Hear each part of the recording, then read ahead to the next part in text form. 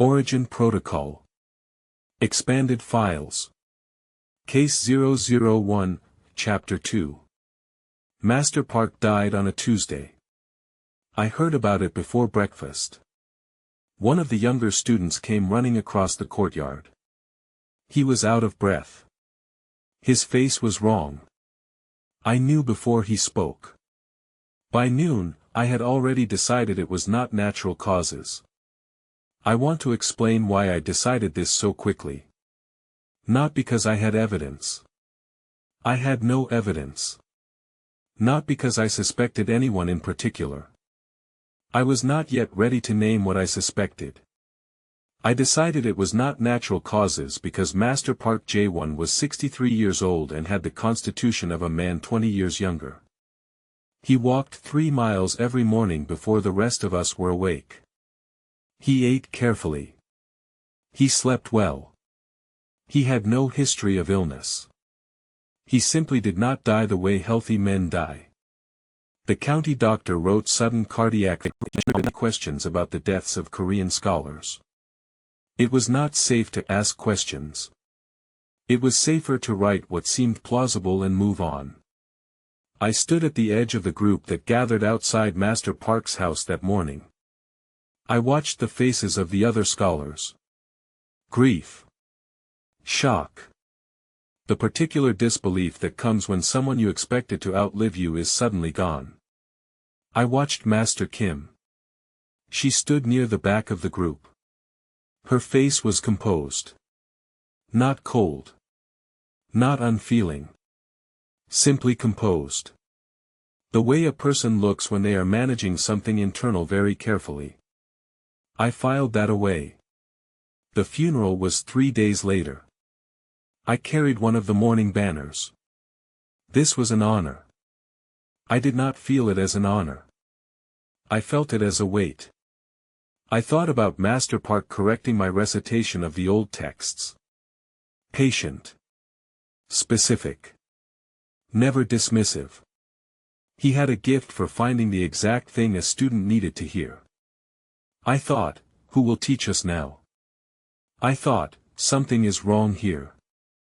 I thought these two things simultaneously and could not reconcile them. After the funeral, life at the seowon returned to something like normalcy. This is what life does. It continues. The texts were still there. The younger students still needed instruction. The record still needed to be kept and carried. I still walked through checkpoints with documents hidden in my clothing. I was still terrified every time. But I watched more carefully than before. Master Kim had integrated herself completely by then. She attended every session. Contributed to every discussion. The remaining senior scholars had come to rely on her. Master Cho spoke of her with something close to admiration. Master Lee, who trusted almost no one, seemed comfortable in her presence. This disturbed me more than anything else. Master Lee had lost a son to the Japanese prisons. He held everyone at a distance because of it. Everyone except family. The fact that he had opened even slightly toward this woman who had arrived only weeks ago, that was not normal. That was not like him. I began to pay attention to the questions she asked. Not the obvious ones. Not the questions about the texts. The other questions. The ones that seemed to arise naturally in conversation. The ones that felt like curiosity but were not. She asked Master Cho once about the document network. How long it had been operating. Which families were involved in receiving the records. How the distribution was structured. Master Cho answered. Fully. Without hesitation. He trusted her completely. I sat very still and listened and said nothing. I told myself, perhaps this is legitimate. Perhaps she needs this information to help. Perhaps I am constructing a suspicion from nothing because I am young and frightened and grief has made me paranoid. I told myself these things. I was less and less convinced by them. December came. Master Cho died on the 9th. Same manner. County doctor. Sudden cardiac failure. Cho Sung-il, who had studied these texts for 40 years. Who knew every lineage, every tradition, every teacher who had come before. Who corrected my mistakes in private so I would not be embarrassed. Gone in a night. I was sitting in the courtyard when I heard. I did not cry this time. I sat very still. I felt something that was not grief and not anger. Something quieter than both. A kind of cold understanding that was assembling itself inside me whether I wanted it to or not. 2 deaths. 2 healthy men. 2 quick county doctor reports.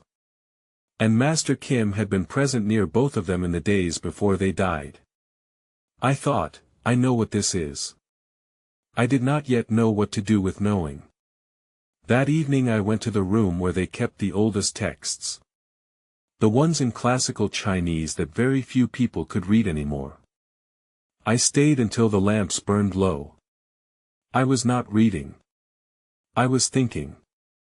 I was 21 years old. I was surrounded by an occupation that could arrest me for any reason. I had no authority. No resources. No one I could safely tell. The colonial police were not allies. The remaining scholars had already decided to trust the woman I suspected. If I went to them, they would dismiss me. A young student. Paranoid. Grief-stricken. And I had no proof. I had only the cold assembling understanding. The pieces that kept arranging themselves into a shape I did not want to see. That night, I made a decision. Not a heroic one. I want to be clear about that. I decided to watch. Nothing more. To watch carefully. To keep my suspicions entirely to myself. To observe without acting. Because acting without proof was not possible. And because some part of me, the part one am least proud of, some part of me wanted to see what happened next. I wanted to understand what she was. Master Li was still alive. He was the last of the 3 senior scholars I had trusted completely. The one who had lost a son. The one who held himself as if he was carrying something very heavy. I watched her with Master Li. And I watched Master Li watch her. And I thought, he knows. Not everything. Not what I suspected. But something. Some small warning in the part of him that had already lost too much. He watched her with a carefulness that he tried to disguise as attention. He asked fewer questions than he usually did. He answered her questions briefly. I thought, he is afraid. I thought, he is right to be afraid. I could not warn him. I could not say, I believe she is killing us. On what evidence? You will sound mad. You will be sent home.